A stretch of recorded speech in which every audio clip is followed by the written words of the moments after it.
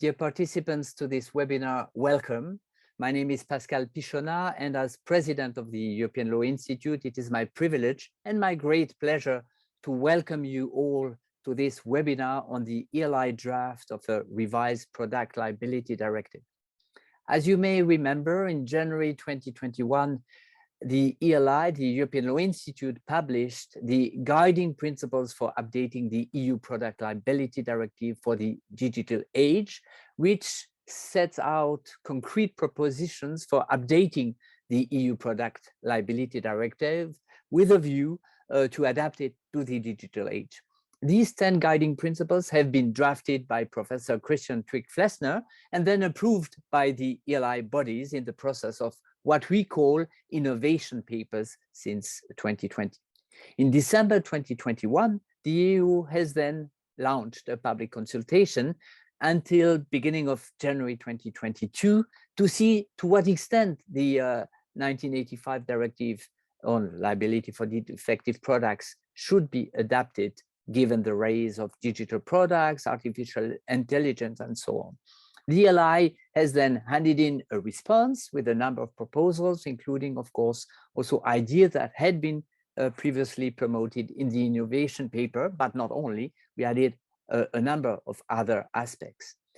As the devil lies often in the details, the ELI Council approved the idea to prepare a full-fledged ELI draft for a revised Product Liability Directive on the basis of a document that had already been prepared by Professor Christiane van der Horst. The chair of the project, Christiane van der Horst, ELI's scientific director, and the two project reporters, Professor Bernard Koch and Professor Jean-Sébastien Borghetti, will present how the project reports and the project team has worked at high speed to come up with this proposal.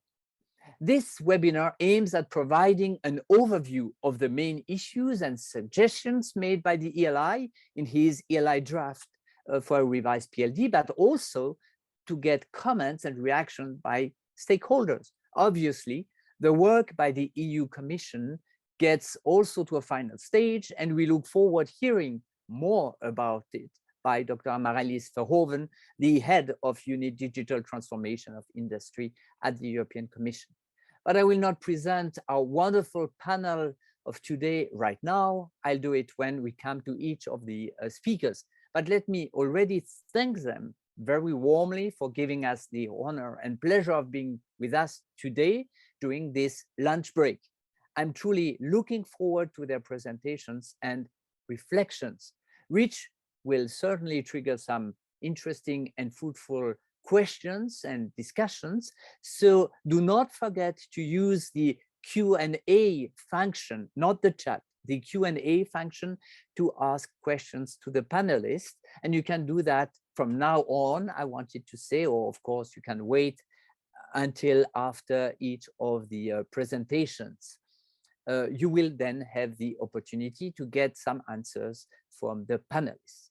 So let's start immediately now with a presentation of the ELI draft of a revised Product Liability Directive with Christiane van der Horst. She's the chair of the project. She has been professor of civil law at the University of Vienna since 2008. She's a founding member, the immediate past president, and the actual scientific director of the European Law Institute. And among other functions, well, the long list of her functions won't be mentioned here, but she is also a division president for the humanities at the Austrian Academy of Sciences, vice president of the Austrian Jurist Association, a member of the Austrian National Bioethics Committee, and so on and so forth. And we look forward to hearing what she has to say about this project. We have also the two reporters. Jean-Sébastien Borghetti has been a professor at the University Paris II Panthéon-Assas, I think since 2008 or 9, and he's a specialist in contract and tort law in a comparative perspective, with a special interest in product liability, given that his PhD thesis was exactly on that topic in a comparative perspective. And since then, he has published a lot. He's a member of the European Group on Tort Law and the World Tort Law Society, and was also a member of the EU Expert Group on Product Liability and New Technologies.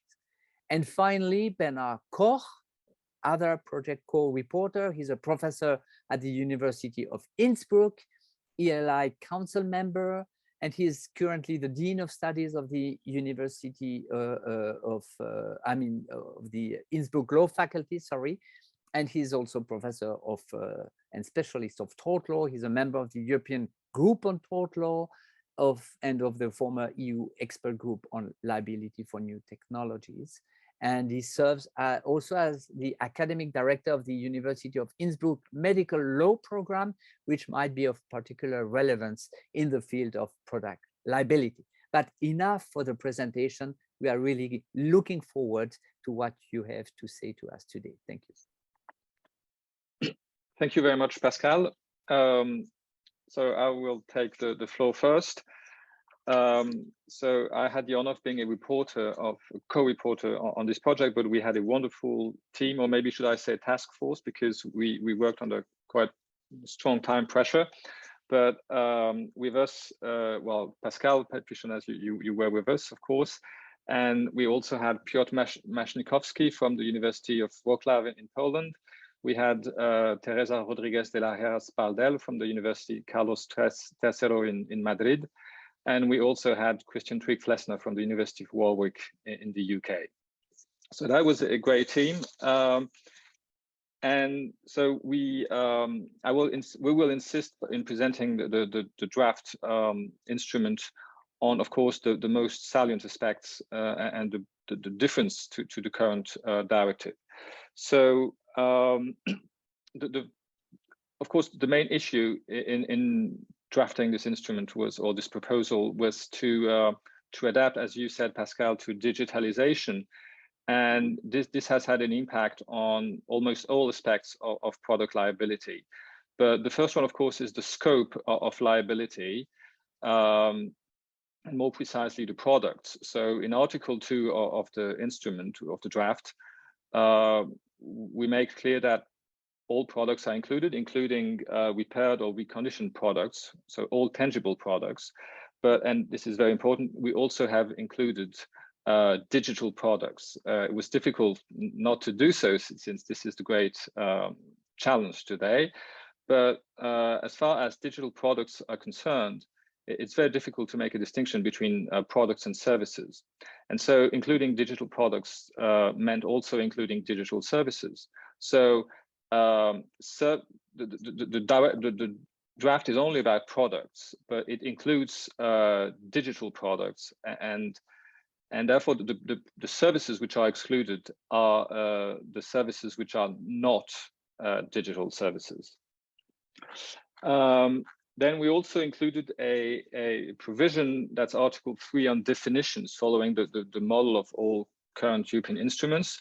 And of course, we try to coordinate with other existing or proposed European instruments.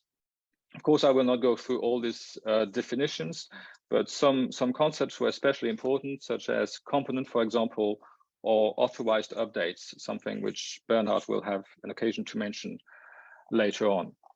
Of course, the draft instrument makes clear that the directive should be a maximum harmonization directive, as was made clear by the European Court of Justice about the current PLD. Then we had also to adapt the relevant harm. So what kind of harm can be compensated under product liability? First of all, we try to distinguish more clearly than the directive currently does between primary harm and consequential harm.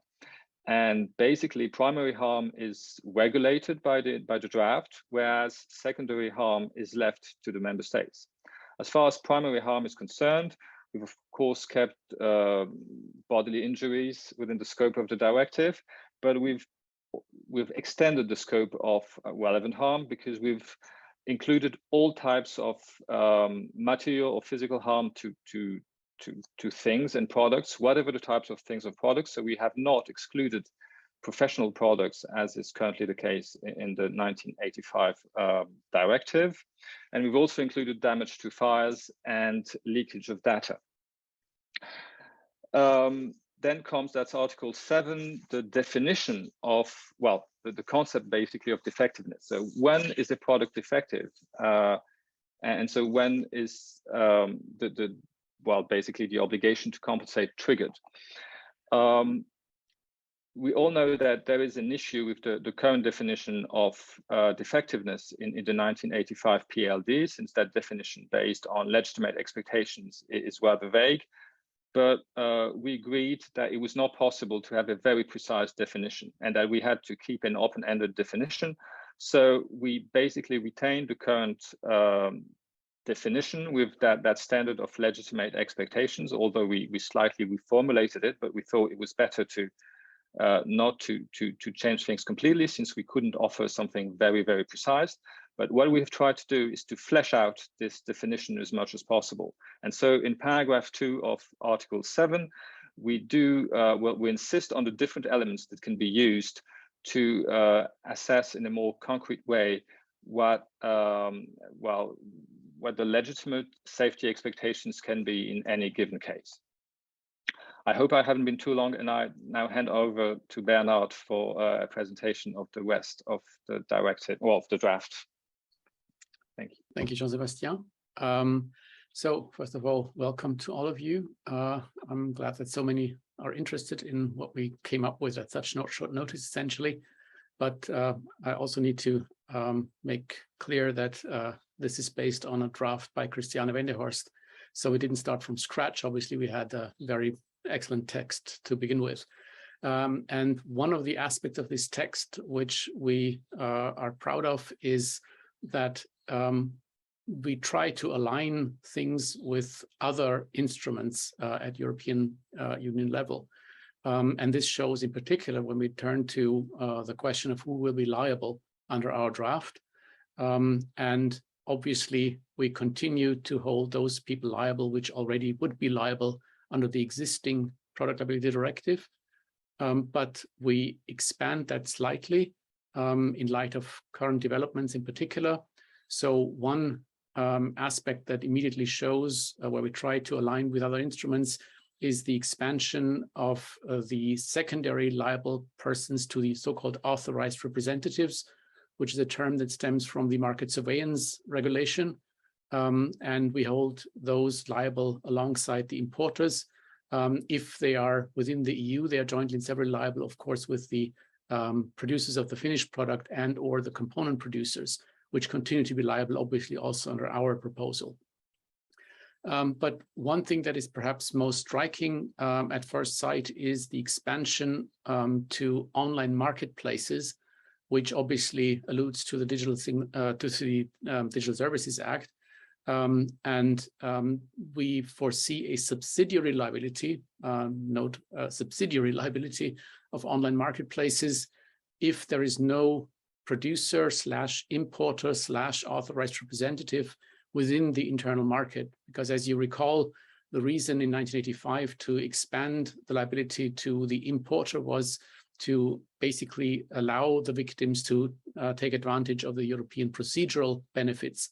And we think this should also be used for online marketplaces, which have effectively the function of replacing importers. If customers buy products directly from abroad, they will not have an intermediary importer necessarily, but perhaps go directly and buy directly from the foreign producer, but they will often use an online marketplace as an intermediary. And this is where this subsidiary liability kicks in. However, this is limited to the case where the online marketplace is subject to the DSA and where the presentation of the products on these platforms leads consumers to believe that these were offered either by the marketplace itself or that the actual producer is under some control of the marketplace. When it comes to the burden of proof, we basically stick to the traditional rule that the claimant has to prove all the requirements necessary to establish his or her claim. So there is no change in that respect at first sight. However, we have two deviations from that general rule. One is that we think that member states should take advantage of alleviations of the burden of proof that they already use in other circumstances as well. And we provide a list of factors where we think that this should be done. The bottom line is that the effectiveness of the future instrument should not be hindered by limitations regarding the burden of proof. However, we do foresee a specific shift of the burden of proof if there is, for example, a logging requirement, often referred to as logging by design. So if there is such a requirement and the data that should be logged are not made available or are not logged at all because there is no such device, then we reverse the burden of proof for that reason. Obviously, we also want to make sure that if the producer fails to abide by legally binding standards, that would also trigger a shift in the burden of proof. And we pick up on those legally binding standards as well in Chapter 3, which Christiane will talk about. We will also look at the product safety laws and the European standards on health and safety requirements. So these should be honored, and if these are disregarded, then we propose a shift of the burden of proof. When it comes to defenses, essentially we continue the tradition of the existing Product Liability Directive, not always as expressly as the current Article 7 does, because some of these issues would be a duplication of what is mentioned elsewhere in the draft. One important thing that was already mentioned by Jean-Sébastien is that Article 3, the definitions that we propose, is crucial for the understanding of our draft. And this includes, for example, the definition of the finished product and of making the product available on the market, which basically spells out that we only hold producers liable that are commercially active, not necessarily for a price, because that would be in line then with the Digital Content Directive, obviously. We also expect the producer to have cleared the product for circulation.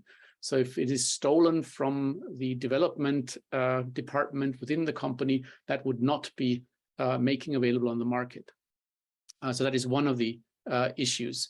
The second thing is that, and that was already mentioned by Jean-Sébastien as well, one of the crucial challenges of the draft is to align it with the current challenges of digital products in particular, which are updated after they were put into circulation. This is, of course, a major deviation from the 1985 draft, where products were finished at the doorstep of the factory and then left for circulation, and the producer lost control over it. And this is, of course, now different because producers themselves provide updates or have others provide updates on their behalf. And we need to take care of that as well. So we basically shift the magic moment of putting into circulation of the current directive to the moment when the last update was provided or should have been provided. This is an abbreviated version of the proposal that we submit. And finally, when it comes to prescription, we changed that as well. First of all, in light of the Howard Moore ruling, we think that the 10-year period, extinction period, should be abolished altogether, because that is an alien aspect of the draft of the directive as it stands. So it should be prescription and not extinction in the first place. And we propose a 3-year limitation period in general, starting from the moment when the victim could have made her claim, but also a long stop period, but only for non-personal injury situations. And that would be, on our proposal, a 10-year period. But one thing that we left open in the draft, and you may wonder why, is the development risk defense. As you know, if you have read our guiding principles and our response to the public consultation, we are extremely skeptical of the defense as it stands, but we didn't propose any change as of yet, because this is essentially a political question, obviously. But one thing that we think we should insist on is that if the development risk defense should be preserved, then it would have to be adjusted in light of the differences to 1985. There was no Google and no DeepL available at the time, so the scope of the information that is needed would need to be changed. So now I pass the floor to Christiane for the chapter 3 on product liability in our directive draft. Thank you so much, Bernhard, and a warm welcome also from my part. As has already been highlighted, we tried to create better links between product safety law and market surveillance law on the one hand and product liability on the other. And chapter 3 is another example for that. So while chapter 2 is about a strict liability for products that are defective, without regard to whether anybody has breached any obligations, chapter 3 is for situations where a party has breached any obligations they have under product safety or market surveillance law.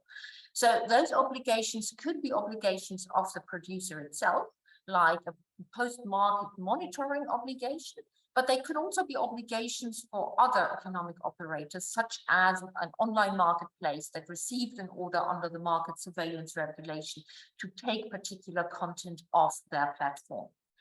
And we believe that having such a chapter 3 on liability for non-compliance with obligations is important. It was not included in the 1985 directive, so this is something new, but we believe it's important for victims who face a lot of uncertainty sometimes on the national legal systems as to what their rights are. For example, where a producer has a defense under chapter 2, but not under chapter 3, or has a lot of uncertainty what their rights are against other economic operators. But we believe it's also important for businesses, because just remember the fact that non-compliance with product monitoring obligations were not included in the 1985 directive was one of the main reasons why resort to national tort law had to be open far and wide.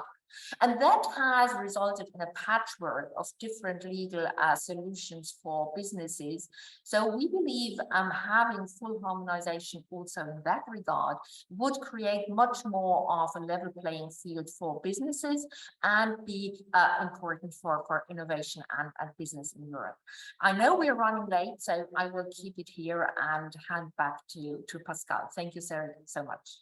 Thank you very much to all of you, all three of you, for these oversight of the content. And of course, it would take much more time to read carefully all the provisions. And this is also what we try to induce by presenting these documents. So I have now the pleasure to give the floor to Dr. Marilise Verhoeven. As I said, she's the head of the Unit for Digital Transformation of Industry in the DG for Internal Market, Industry, Entrepreneurship and SMEs, so-called DG GROW, which grows apparently. And before having this position, Dr. Verhoeven held different functions in the EU Commission related to intellectual property, single market, energy files, and she has also worked previously as an attorney in a private practice, and she holds a PhD from the University of Leuven in law and political philosophy, where she is also lecturing on a regular basis. So we are thrilled to hear what you have to say about this review of the PLD and the update by the European Commission. You have the floor. Yes, thank you very much, and good afternoon, everyone. First of all, I would like to thank the ELI for the work that you have done. You have been helping us alongside with bringing ideas already when we did our public consultation. A very impressive and thoughtful piece came from you. And now you have also given your views on what eventually the review of the PLD, on which we are still working, as you know, should be looking like. So this input is very welcome. And we also hope that you will stay actively engaged once the proposal is on the table and during the whole process of discussion. That would be very much appreciated, I think. A few words on where we are maybe in the process. As you will readily understand, as long as the proposal is not adopted by the Commission, it is difficult for me to say what is going to be in the proposal. because it will, in the end, a college decision and not a decision of myself. But I'll give you some indications of why we started doing the review, where we are now, and what are the main aims, if that is okay with you. So our work started basically back in 2018 when we carried out an evaluation of this existing piece of regulation. And we concluded very much, I think, along the views that you have been expressing, that the PLD, which already dates back from '85, is on the whole a very effective and a very relevant instrument. Also, we concluded that the foundations of the PLD are basically fine. However, we saw a number of shortcomings and therefore a reason to review. And the shortcomings can be summarized as follows. First of all, lots of legal uncertainty. Yeah, for instance, on the scope, the definitions of a product, etc. Legal uncertainty created not by the fact that it was a difficult instrument, but the fact that the instrument has been created before the digital revolution, before also the importance of the circular economy, the new global value chains, etc. So, number of concepts not clear, or rather being interpreted then also in member states in a different manner, which then reduces the single market effect of the instrument. So we thought more clarity and therefore also a more harmonized approach would be better. Second, and that is also of particular importance, we thought that because of the increasing complexity of the products in our days today, and in particular complexity of digital products, but not only digital products, also for pharmaceuticals and the rest, it is sometimes for the victim too difficult to prove. And that is also an issue that you have been looking at, burden of proof. Again, the fundamentals are fine for us, but like you, we are looking in what we can do in order to make the life of the victim easier. And therefore, we are reflecting on alleviations of the burden of proof. And in that context, we look also at existing limits to compensation that exist. For instance, the 500 euro, is that still a limit that we want to maintain? We think actually that there are some hurdles here for the victims that we think that are no longer justified. So that's also one of the reasons why we started looking at this text. We already gave a snapshot of our thinking in the white paper when we looked specifically at the issues related to artificial intelligence. But as you know, of course, the PLD is a technology neutral instrument. It is a horizontal instrument. It will stay one. But also there in that context, we already announced that we would go for a revision. And that has attracted also the attention of the European Parliament, who, as in the meantime, also said that there is a need to adapt the PLD to the requirements of the digital world in order to ensure a high level of consumer protection, make sure that victims, notably of AI, are not worse off than victims of any other products. And at the same time, stressing also the need for a balanced approach, because at the end of the day, any liability system needs to work for all the parties, victims, but also, of course, the industry itself, and in particular, the small and medium-sized enterprises and the startup community who need legal certainty and want a system that is proportionate. So with this, I come maybe to the aims of our proposal on which we are working. First of all, I mean, the aims, of course, will reflect very much the problems I have stated. So adapt the liability rules to the digital age and to the circular economy. Digital age, we're looking at the definition of product, of course. We are addressing the issue of the cyber attacks, the updates of software. These are all issues we look at. Circular economy, the case wherein that products are being refurbished and placed again on the market. So there will be clarifications there, making sure that we maintain a comprehensive approach.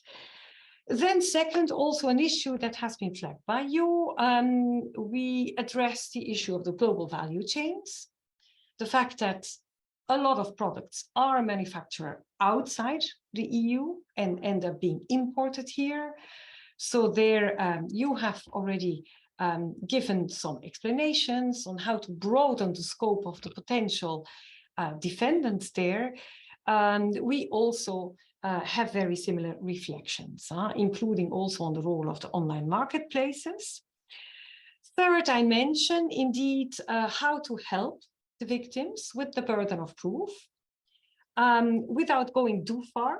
Yeah, we want to have a fair balance of the legitimate interests of everybody. We're not going to do away with 2000 years of civil law liability and the fundamental pillars of it, but we want to make sure that there is effective help and fairness here.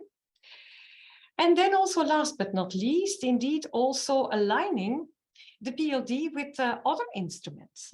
You have seen that within the European Commission, making sure that our rules are still fit for purpose for the digital age, that's one of our general key objectives for this Commission. We want to make sure that the rules are fit for the digital age, the green age, and the PLD, of course, fits in a much wider set of laws. We have the AI Act, which is the basic safety regulation for AI, which is currently on the table. We are now finalizing also the discussions on the general product safety framework. We have been looking at the role of online marketplaces. We just had a political deal on the Digital Services Act. All these rules, of course, are important. And one of the objectives that we also had is make sure that our new revised PLD fits seamlessly and in a very consistent manner in the overall framework, which we have been revising or are still being revising. And then also, to some extent, we have been looking quite in depth into the legal practice that has developed in the member states, into case law from the Court of Justice, and we will also, to some extent, mainstream that best practices that have been developed, codify to some extent some case law in order to create a harmonized, modernized framework for the PLD. So that's where we are. We hope to go out very soon in the next few weeks/months. And then, of course, our product will be on the table of the Parliament and the Council, and that will not be the end of the debate. It might be it's just one step in the process, of course, and we look forward also to your continued involvement, because the view of the academics is of course, very important here. Thanks a lot. Thank you very much, Dr. Verhoeven, for this insight and also of the history of how we came to this proposal, or the EU is getting to a proposal. And of course, the ELI will continue to follow and discuss, and I'm sure we can already set up a webinar right now to discuss the EU proposal. I'm sure that will attract a lot of attention. We are really looking forward to be able to read that in the couple of weeks or months coming. You mentioned the EU Parliament, so the right to be heard, so to say. Now we have the pleasure to have Marcel Kolaya. He is a member and quaestor of the European Parliament, elected by the Czech Pirate Party in 2019, of which he is also the first vice chairman. He is a member of the Committee on the Internal Market and Consumer Protection and the Committee on Culture and Education. And he deals with topics related to the functioning of society in the digital age. And he stands for, I can say, an open technologies, freedom on the internet, independence of media, transparency, and so on and so forth. He fights against chat control and regulation of political advertising, for instance. So we are thrilled to hear what you have to say about the product liability from the perspective of the European Parliament. Marcel Kolaya, you have the floor. Hello, thank you very much for organizing this event and inviting me. I'm not sure if it was completely clear. I definitely do not fight against regulation on political advertising. I think that's really needed. I indeed stand for fundamental rights, so that's where the chat control opposition, why it is there. But we're discussing a different piece of legislation today.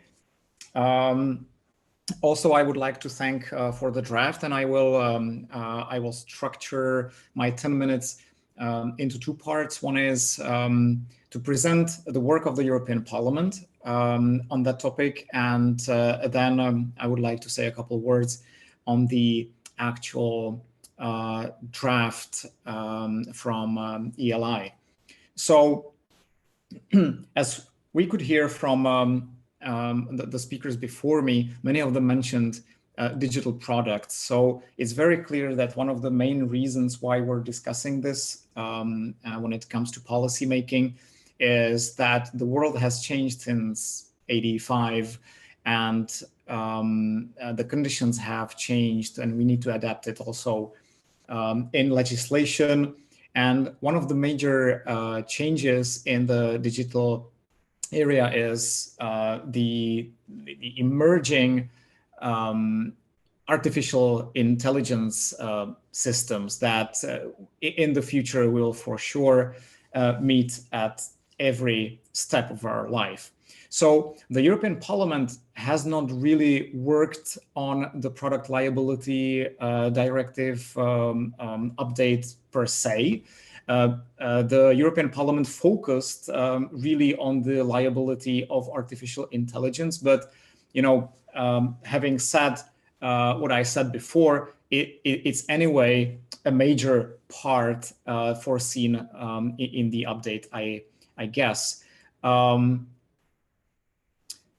So now, what is the position of the European Parliament? So in general, the European Parliament states that there should be no over-regulation of artificial intelligence, that businesses should have the incentive to invest. But on the other hand, we need protection of citizens and their fundamental rights.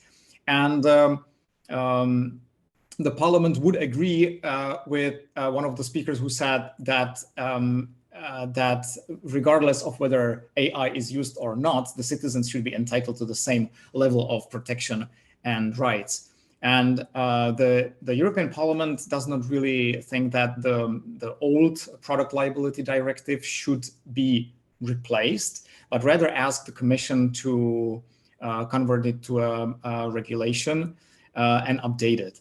Now, there have been rumors that I heard that the product liability directive and AI liability should be different pieces of legislation from the Commission, which I actually don't know whether it is the case, and it wasn't clear to me from the previous presentation, but that might be also an interesting piece of information that we could hear from the Commission if it's anything that can be shared. In the Parliament's own initiative report on artificial intelligence liability, there is a new attempted definition of artificial intelligence that I believe also will be one of the major points of political debates, because it's very important to define well what an AI system is. And we need to make sure that the definition is not too narrow, but also not too broad, because we don't want to catch in the liability net basically anything that basically everything that flies around. There are in the Parliament's position, there are different liability rules for different risks. So as you may know, the Artificial Intelligence Act defines different risks in use of artificial intelligence. And similarly here, the Parliament believes that there should be a fault-based liability for low-risk artificial intelligence with some detail like that the affected person should benefit from the presumption of fault on the part of the operator. there is also a way how the operator could escape from that. But that's really the detail. I think that the major part is that for low risk, there is a fault-based liability. And for high risk autonomous AI system, the Parliament believes that there should be a strict liability regime. So without basically the needs having to prove the fault, which we have also heard from one of the speakers before, that with the increasing complexity of the systems, it may be really difficult for those who have who are subject, to a damage caused by artificial intelligence. May be very difficult to actually prove the link between the damage and the fault of an AI system, which the consumer and the subject of AI may not even know how it works. Where I need to remind that transparency of how artificial intelligence system works is really, really key here. Then the Parliament, I think, brings a bit of a mixed political message with liability claims, where the Parliament defines a front-end and back-end operator. So the front-end operator is basically the user, the back-end operator as a natural or legal person who on a continuous basis defines the features of the technology and provides data and essential backend support. So that may be a developer or a programmer. And on the other hand, the Parliament in a motion for resolution calls for a liability regime that allows future development, including free and open source software, which is the same conclusion as the IMCO opinion has.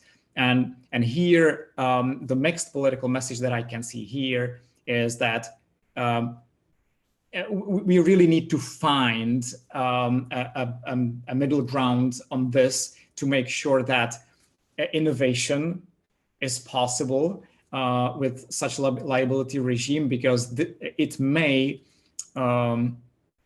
be an issue for free and open source software. Why do I speak about free and open source software in particular? Because it underpins innovation.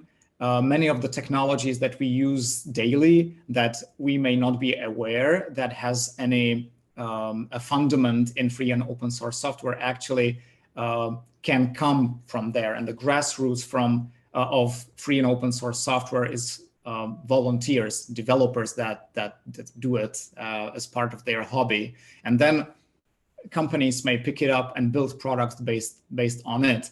And if those people would be liable for damages, that would really harm innovation, because that grassroots of innovation could disappear. And then the Parliament also says that it's not only the material but also immaterial harm that should be covered. It literally says harm or damage to the life, health, physical integrity, and the property of a natural or legal person, or has caused significant immaterial harm resulting in a verifiable substantial economic loss above a threshold harmonized in union liability law. And that includes in particular effects on fundamental rights.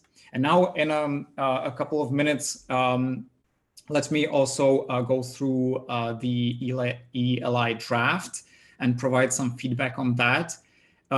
So first of all, it repeals the old Product Liability Directive, which I'm not sure is completely necessary. Also, artificial intelligence is covered by the definition of digital product, but there is no differentiation between high risk or low risk. I would even argue that we may even need more nuanced categories than only two of them. But definitely we need some categories of risk, I would say. Then the harms covered are even more specific than what the European Parliament had. I think that there may be some ground on which we could land. We could take something from this. And now when it comes to liability claims, the primary responsible is the producer. And here again, it covers software developers. It defines the finished product as a made available on the internet by or with the assent. And it's not completely clear whether it would cover free and open source software license conditions. Also, when you speak about producer of defective product or component, again, the component seems to include free and open source software, as well, there are no criteria of making available on the internet. So this, I believe, needs some clarification that would make sure that those volunteers developing free and open source software, which underpins innovation, as I said, would not be covered by such definitions. And when it comes to online marketplaces, I think the level, the devil lies in the detail. So I can imagine a certain conditions under which online marketplaces should become liable, like, for instance, they completely omit to fulfill some of the obligations that they have. They ignore them, and then, of course, we can consider liability, but also, on the other hand, we need some legal certainty. And it's very difficult for me to imagine if online marketplaces fulfill all conditions, all obligations that they have by law, and still can become liable for things like, the party actually selling it somehow magically disappears, even though that the marketplace has done anything possible, everything possible, everything that they were obliged to know their business customer. So this raises a lot of questions about implementation and feasibility. And also, this could incentivize online marketplaces to deploy automated filters, which were proven to be faulty and harmful for businesses and create discrimination. And my two last points, one is on the burden of proof. I think that all of us, understand that this is key in this whole in this piece of legislation. It looks like, to my understanding, that the draft keeps the old PLD type of approach, and that member states are required to ensure that the applicable procedural rules do not place an unreasonable burden on the victim. I think that all of us understand that that some reversal of the burden of proof is needed at some point, let's say for complexity of the products, as I spoke in the beginning when it comes to artificial intelligence, for instance. I think also here the devil lies in the details, and I believe that there will be a huge political discussion about where the burden of proof should lie, under which circumstances. And my last point is on refurbished products. We need to consider the liability regime within a bigger picture of right to repair. The liability regime should not be too strong in a sense that would disincentivize repairing of products and reduction of waste. We know that the right to repair is one of very important initiatives of the Commission. The President, Ursula von der Leyen, in the State of the Union, spoke about a legislative initiative on the right to repair that should come actually in September this year, according to that speech. And also, it's very important for the European Parliament. So we really need to look at the bigger picture here, how to actually enable the right to repair. Thank you very much. And if you have any questions, I'm happy to answer in the Q&A session. Thank you very much. Thank you very much for this presentation also of the EU Parliament work, but especially with your insightful comments on the draft on which I'm sure we will come back. And before opening the Q&A session, we have last but not least, Mr. Urs Buschke as a Senior Legal Officer at BEUC, at the European Consumer Organization, Bureau Européen de la Consommation. Before joining BEUC, he worked as attaché at the permanent representation of Germany to the EU, and he holds a doctorate in EU law from the University of Freiburg in Germany, where he also worked as research assistant. And he will give us, of course, the perspective of one of the main stakeholder, which is of course the consumer, and therefore whether this safety net for consumers is appropriate. I give you the floor, Dr. Buschke. Thank you very much. Good afternoon. Thank you for inviting me and for giving me the opportunity to present BEUC's view on the European Law Institute's draft for a revised Product Liability Directive. BEUC, as you know, is the European Consumer Organization. It was founded 60 years ago, so long before the Product Liability Directive was adopted. And today we are representing 46 consumer organizations from 32 countries across Europe. Before presenting our view on the draft, I would like to make some general remarks why the Product Liability Directive matters to consumers. We believe, and that was already part of the title of my little introduction, intervention day, we believe the Product Liability Directive should serve as a safety net for consumers in case other instruments fail that aim at protecting consumers from dangerous products. What are these other instruments I have in mind? First of all, I'm thinking of product safety rules, which require producers to place only safe products on the market.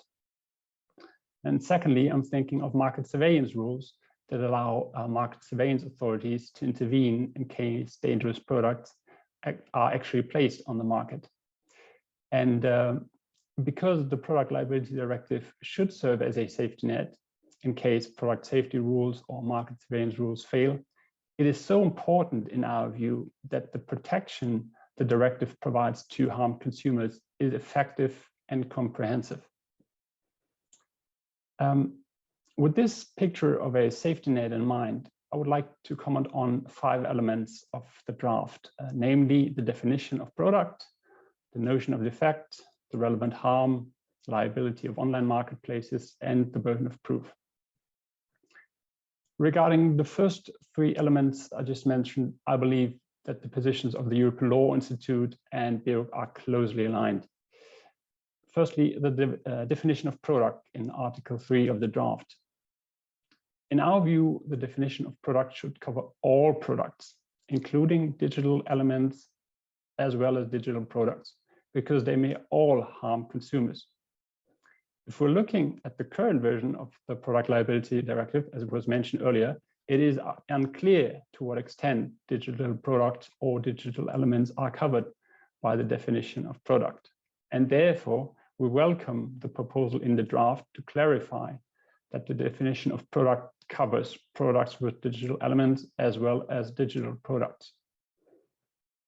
Regarding the notion of defect in Article 7, in this regard, we believe that the directive should cover all issues that might occur when consumers are using modern products, in particular when using connected devices. When we're looking at the Product Liability Directive, it simply refers to the safety expectation a person is entitled to have, but it does not mention the specific safety expectation, for instance, regarding connected devices. Therefore, we also welcome the proposal in the draft that the particular circumstances of IoT products and cybersecurity threats should be taken into account when assessing whether a product is defective or not. Thirdly, regarding the relevant harm in Article 6 of the draft, our position simply is that because the Product Liability Directive should serve as a safety net, all harm should be compensated. This means, first of all, that the €500 threshold for harm to property should be abolished because, according to the 2018 Commission evaluation of the directive, this threshold has impeded access to justice in 4 out of 5 cases. Secondly, harm to property items that are not only used for private purposes, but also for professional purposes should be compensated. And thirdly, non-material harm should also be compensated, for instance, the loss of data. And therefore, we welcome the proposals in the draft to abolish the threshold of 500 euros, to include property that is used for professional purposes, and to include damage, for instance, to files and leakage of personal or other data.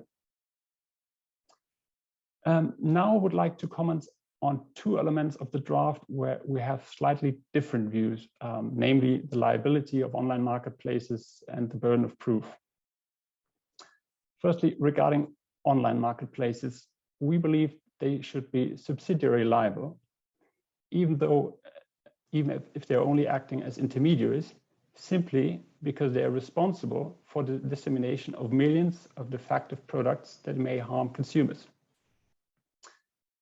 Mystery shopping by members has shown that out of 250 products sold at online marketplaces, 165 products did not meet EU product safety standards.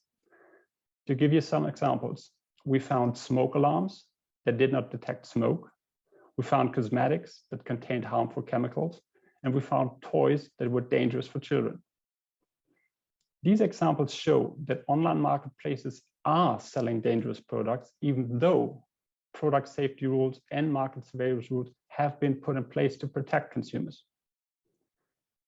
Imagine, what if your house burns down because the smoke alarm you bought online didn't work? What if the producer of the smoke alarm is located outside the EU and you can't get hold of the producer or its EU representative? From whom should you seek compensation? Therefore, we need the Product Liability Directive to serve as a safety net in case product safety rules and market surveillance rules fail to protect consumers. Turning now to the draft, our assessment is a bit mixed. In general, we welcome that the European Law Institute shares our view that online marketplaces should be subsidiary liable. However, we regret that the conditions for subsidiary liability of online marketplaces under Chapter 2 of the draft, which is the one on strict liability rules, are tighter than what we would prefer. Nevertheless, what we found very interesting in Chapter 3 of the draft is a proposal to include liability for non-compliance with product safety or market surveillance rules, because in our view, this would provide an additional legal basis for holding online marketplaces liable. The second element where our positions slightly diverge is the burden of proof in Article 9 of the draft. In view of increasingly complex products, we believe that instead of the harmed consumer, the responsible economic operator should carry the burden of proof. According to the 2018 Commission evaluation of the directive, 50% of all liability claims are rejected because consumers are not able to prove the defect. Therefore, we regret that the draft proposes to stick to the classic principle that the harmed consumer has to carry the burden of proof, not only for the harm, but also for the defect and the causal link. However, as steps into the right direction, we welcome that the draft proposes that national rules on the burden of proof should not be too strict. And secondly, that the burden of proof should be shifted in case products fail to comply with certain standards. Now, to sum up, I would say that the draft contains some very good elements because it proposes to broaden the definition of product, broaden the notion of defect, broaden the notion of relevant harm. However, we believe a bit more could have been done regarding the liability of online marketplaces and the burden of proof. But if there's one thought I would like you to take away from my intervention today, is that the Product Liability Directive should serve as a safety net for consumers, and therefore it needs to be revised in a way that it can fulfill this task. Thank you very much for your attention. Thank you very much, Dr. Buschke, for this also insightful comment and assessment of the ELI draft. And of course, as we have seen, many of these topics or issues might deserve a full webinar just to deal with one of these aspects. And maybe we will do that once the EU proposal is out. And speaking about EU proposal, because Dr. Verhoeven will have to leave for other commitments with the EU Commission, she promised to answer one question that Marcel Kolaya, and maybe she wants to address some other points, but the question whether there will be two acts, or one dealing with the PLD, product liability, and the other with the AI, or whether the two will be in a way coordinated. While working on the draft of the ELI draft, we realized, for instance, that the issue of recourse was causing trouble, of course, because whatever you do at the level of the product liability, you might have to see what are the effects when doing recourse, when having recourse, and that might be one of the aspects that are important. So Amaryllis Verhoeven, you have the floor to answer that question. Okay, well, thank you very much. Yes, just to offer some clarification on the question of Mr. Kolaya, and then I'm sorry, but I will have to leave afterwards. The PLD is a very specific regime. It is, by the way, a strict liability regime. It is based, it's not fault-based. It is based on a proof of defectiveness, but not a fault.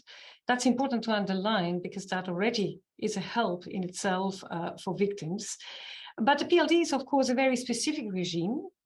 And if you look at national law, apart from the PLD, we also have contractual regimes, we have fault-based liability regimes, and all this can be and are typically used in cases. The PLD works against manufacturers. Fault-based liability regimes can be much broader. You can use fault-based liability regimes if you prove fault against a broader category, also users, for instance, also to cover for certain types of damages, which are not naturally covered in the PLD. We were talking, for instance, about economic harm, like harm flowing from fundamental rights restrictions. That is not something that naturally falls within the PLD. So given basically the limited but very important scope still of the PLD, one of the issues on the table is indeed to have two separate legal instruments, one for the PLD and then also a complementary instrument focusing on AI issues, AI-related issues, but dealing with regimes which do not fall naturally within the PLD, fault-based liability regimes. So this is basically the construction to which we are working in one, of course, political package. So voilà, this is where the thinking currently stands. And like that, I'm sure we can come up with a coherent set of answers, hopefully addressing the concerns not only of the European Parliament, but also of the many players out there. So I hope that that is clear. And if you apologize, I will indeed have to go. But I find this a super interesting debate, and we look forward to continue the discussion with all the players involved, of course. Thank you very much. Thank you very much. Thank you for being with us, and have a wonderful day. And we will continue with the Q&A. We have quite a lot of questions. I'm not sure we will be able to cover all of them, but I'll try to bring them together. And since there's one question addressed specifically to Jean-Sébastien Borghetti, I thought we could begin with that, which is the defect by design and the question of cost and benefit, and how this cost and benefit analysis that has to be made when one has to analyze whether there is a defect in the design itself, whether that has to be made with a more general or a more individual based approach. And maybe Jean-Sébastien, if you want to begin, and if you have a second question that you want to which might be related to that one, you can take it at the same time. Thank you, Pascal. Thank you for these questions.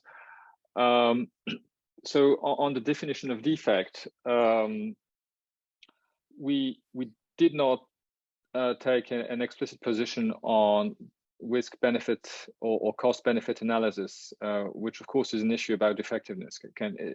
Can risk benefit be a test for defectiveness? This approach has been taken in some countries, at least for some products, especially pharmaceuticals. I speak. The other members of the group might want to react on that.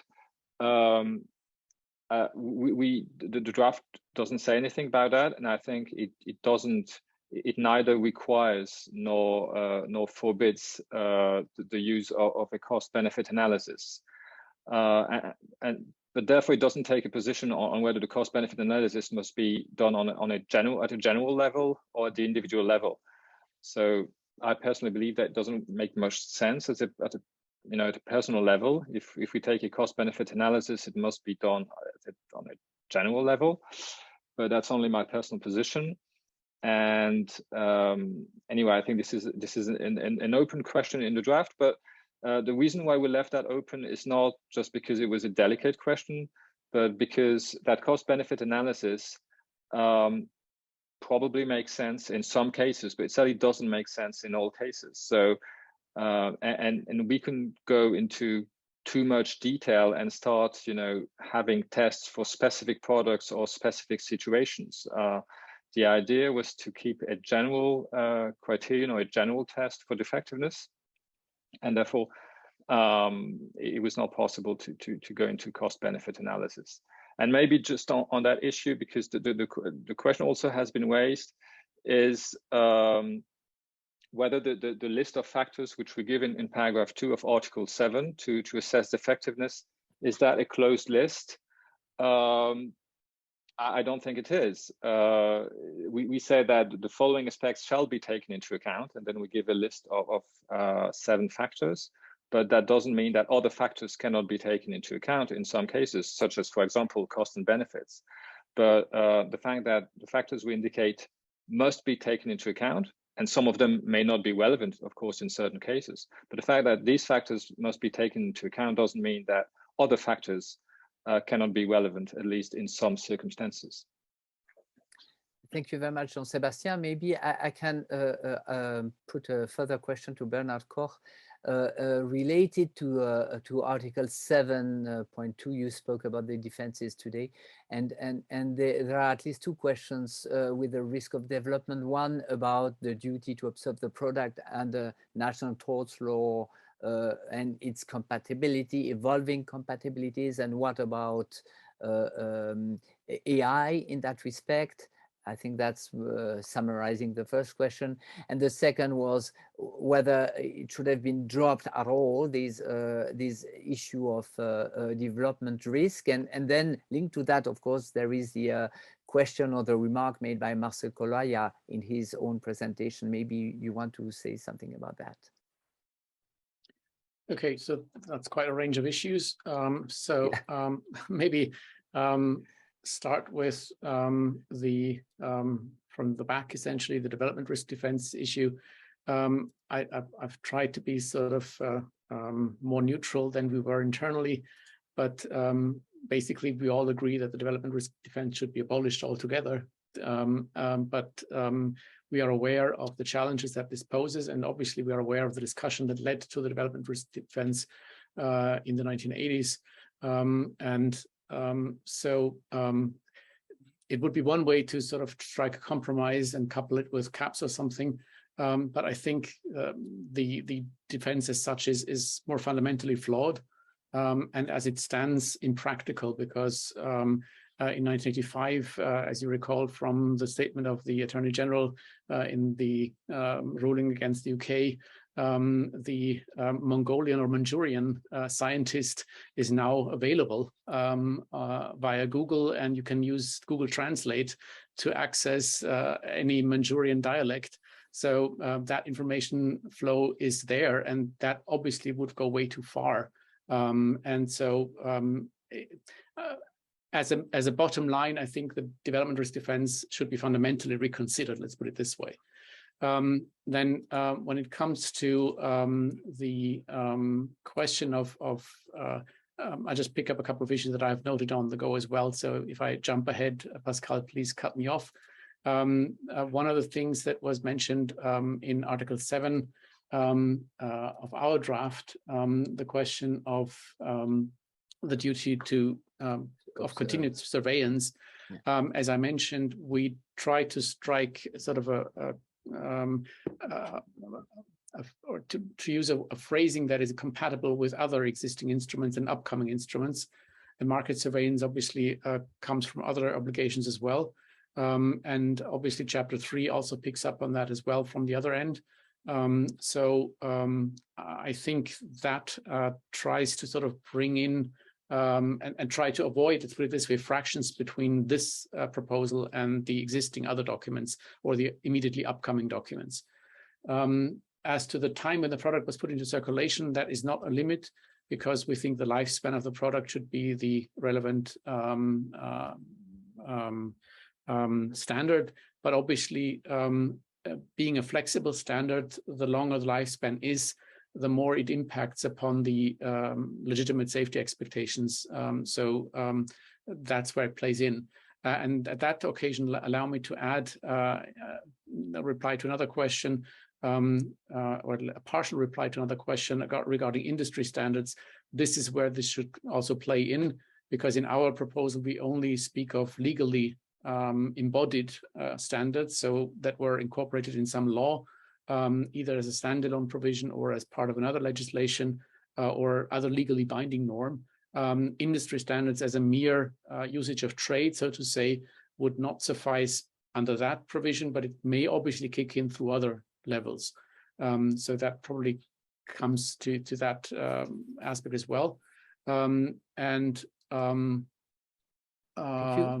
Thank you. Do you want to, who wants to answer the question of the relevant harm? Because that's probably one aspect that you did not elaborate a lot in the presentation, and there were a couple of questions on this. Especially, we've heard whether it should be all type of harms, especially if one thinks of the product as a safety net for consumers, as Dr. Buschke spoke about, or whether we should restrict it, and what was the reason why the draft is restricting it.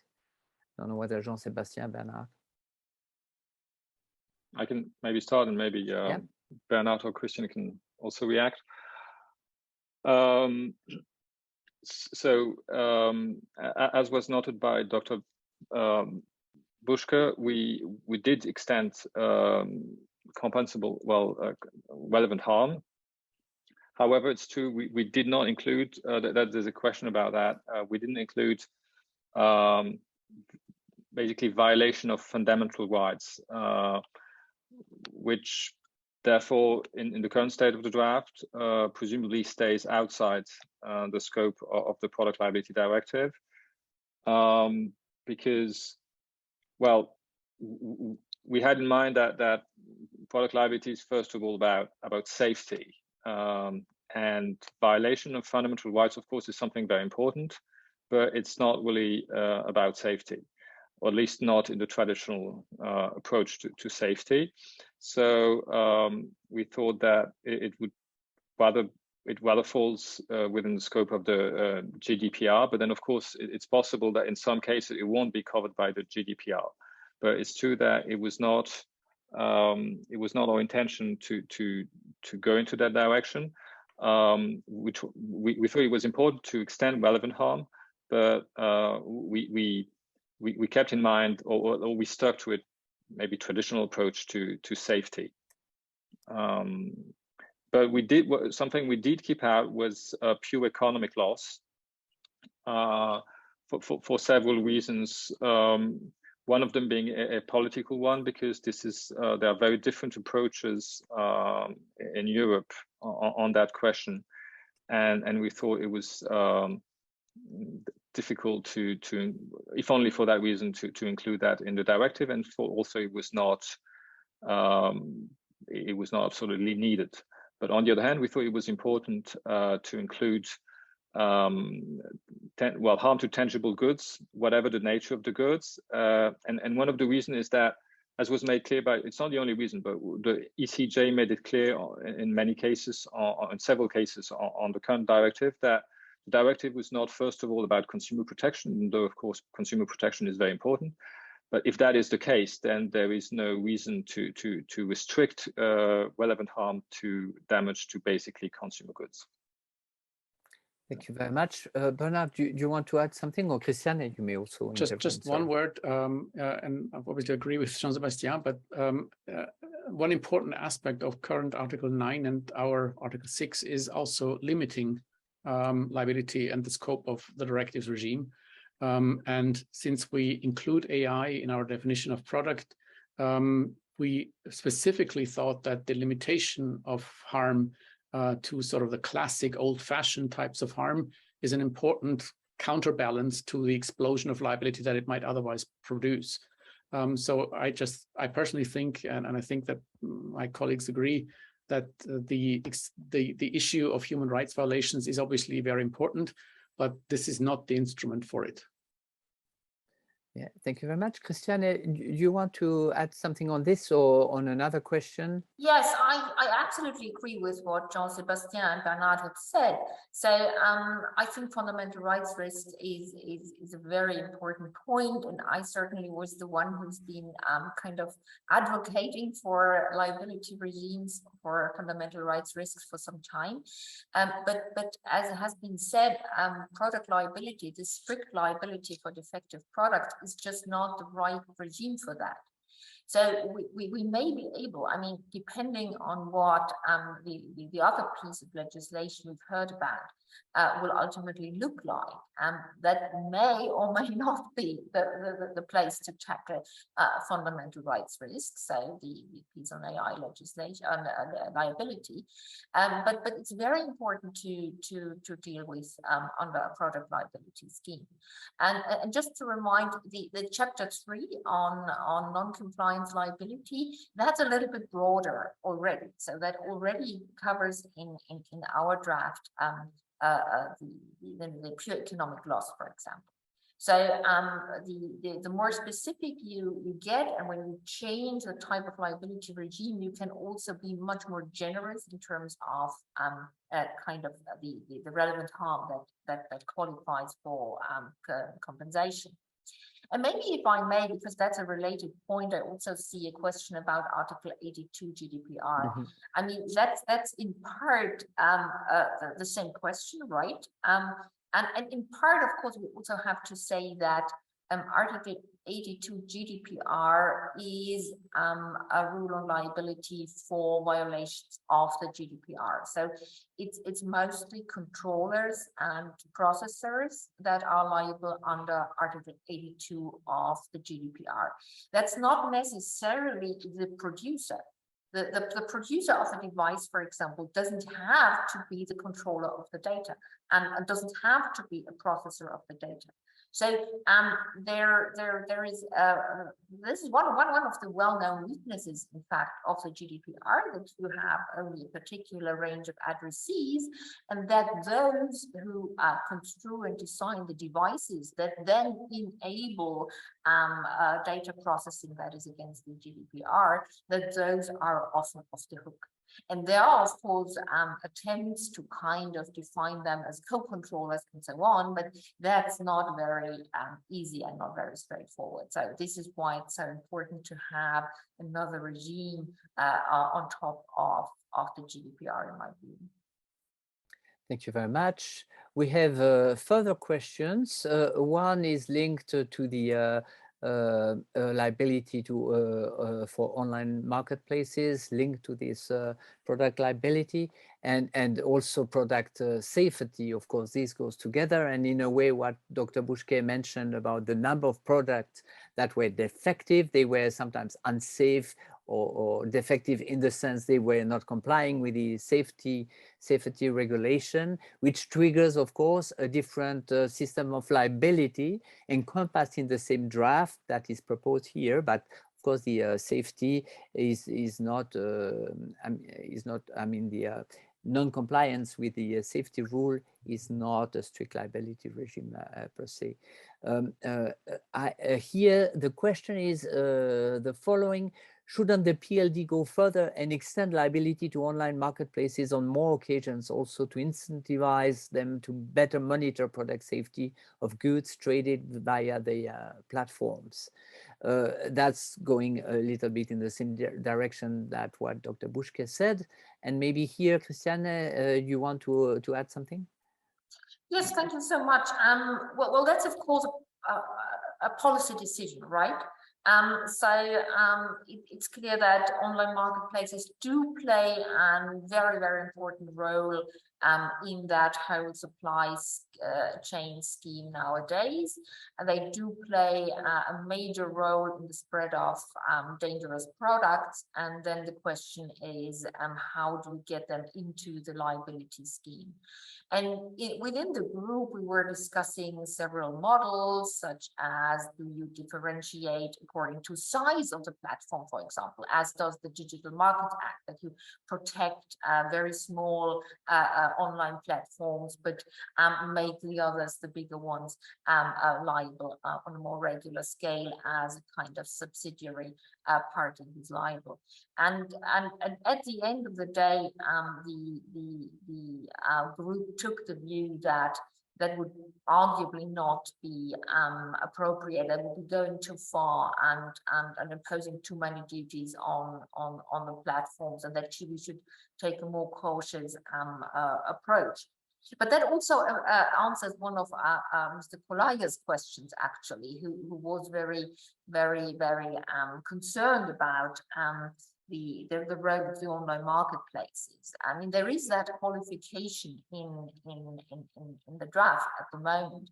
And that means that online marketplaces, when they do not create that impression as is described in our rule, they're basically safe. So we do not think that there is an undue risk created for online marketplaces by our draft. And if I may, just because I think Mr. Kolaya has had a range of very, very important points and questions. So if I may just address two of them. Yeah, sure. Pascal, is that possible? Yes, sure, thank sure. you. So I think that was a very important point you made about free and open source software. But we try to solve it via reference to the DCD and the scope of the DCD. So as far as those schemes are outside the scope of the DCD, they should also be outside the scope of this instrument.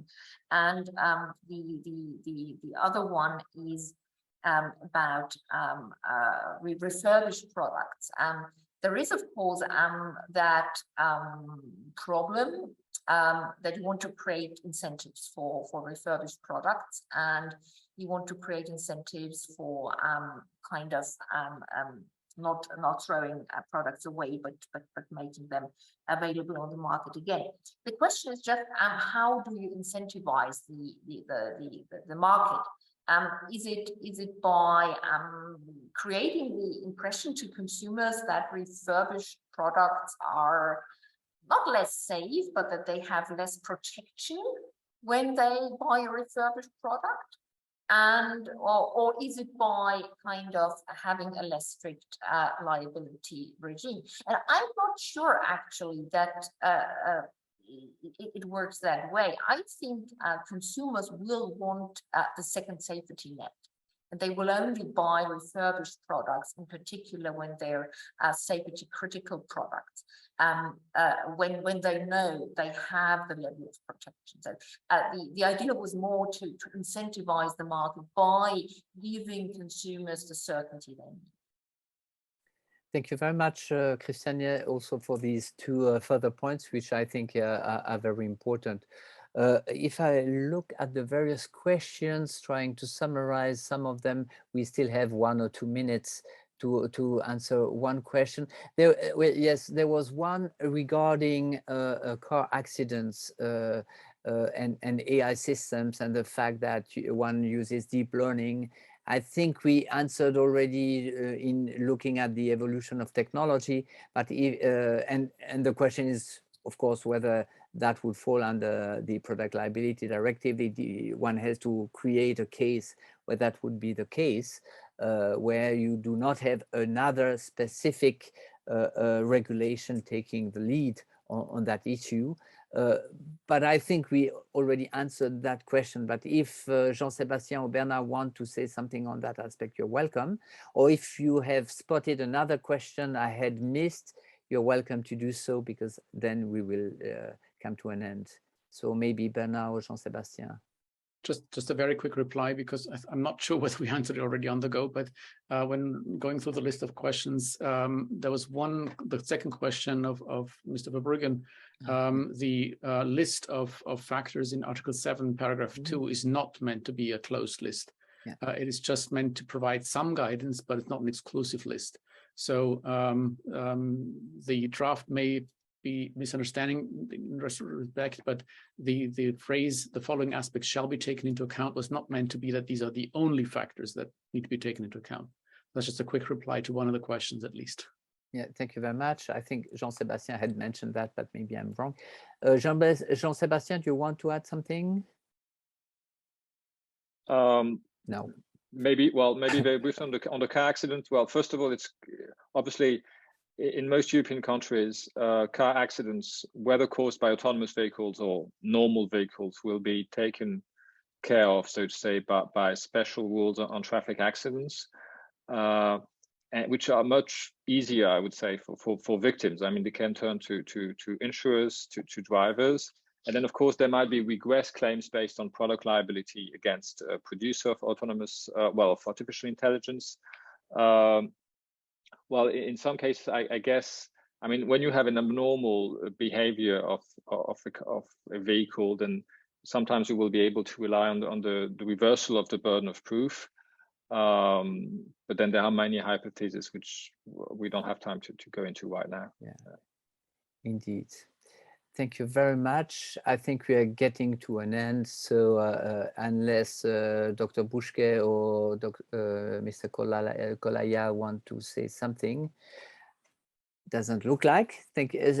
I have to say something, and to say my pleasure to have been able to have you all around the table, so to say, the electronic table, to speak around this ELI draft proposal for a revised PLD directive. I think it was really interesting from perspective of spotting all the difficulties that are really at the center of this PLD reform. And we do hope with the European Law Institute to have contributed to the reflection. Of course, it's a draft, it's a proposal, and there will be ideas that will flow out of it and will go further. And we do hope, in fact, that by side of our response and this draft proposal, that the ELI will be, the EU, sorry, will be able to come up with an interesting proposal in the couple of weeks or months, as was said. I'd like also to thank all participants who take on their lunch break, likewise for, of course, the panelists, to attend this webinar. And probably we will have further webinars on the topic, because that topic is not ended yet. And so thank you to all the panelists, thank you to the participants, and please join us online or in person at our annual conference that will take place next week in Madrid from the 6th, 7th and 8th of September. And of course, you can continue to follow the activities of the European Law Institute by coming on our website, europeanlawinstitute.eu. I wish you a wonderful day and a wonderful week. Thank you very much. Goodbye. Thank you for having me. Bye-bye. Bye-bye. Bye-bye.